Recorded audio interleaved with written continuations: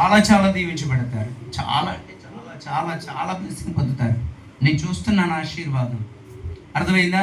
రామ్ బుడంబడి దేవునయ్య గారు అంటాడు, నాకు విమానం సిటీ బస్సు లాగా అయిపోయిందంట.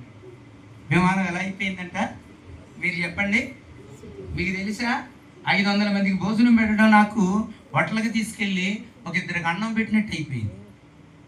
1,00,000 2 లక్షల రూపాయల వరకు నా దగ్గర ఏముండదు, నా దేవుడు ఘనంగా చేసేటట్టు సింపుల్గా చేసేసాడు. కారణం ఏంటి తెలుసా? నేను చెప్తున్నాను, గర్వం నీకు ఎప్పుడు రాకూడదు. మా డాడీకి చెప్పాను అనుకో, కొంతమంది పిల్లలు ఎవరి బిడ్డలు ఉంటారు, జాగ్రత్త. పెళ్ళి అయింది, చాలా క్రమశిక్షణలో ఉండాలి. నేను లోకల్లో ఉన్నప్పుడు కూడా మా చెల్లి అత్తవారింటి దగ్గర వాళ్ళ అత్తగారు మాంగారు తిట్టాడని వచ్చేసింది ఓ రోజు. అది 2007. నేను విగ్రహారాధికుణ్ణి. వచ్చింది ఏడుస్తూ. ఎందుకు వచ్చావు అని అడిగాం.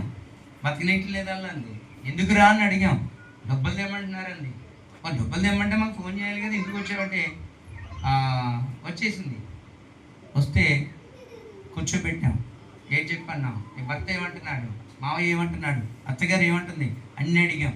సరే అవన్నీ ఉంటే మనం చూద్దాం, కానీ ఒక 2 రోజులు ఉండమ్మా, నేరుగా మీ ఇంటికి వెళ్ళిపో. మా అక్కకి నేను ట్రైనింగ్ ఇచ్చేవాడిని.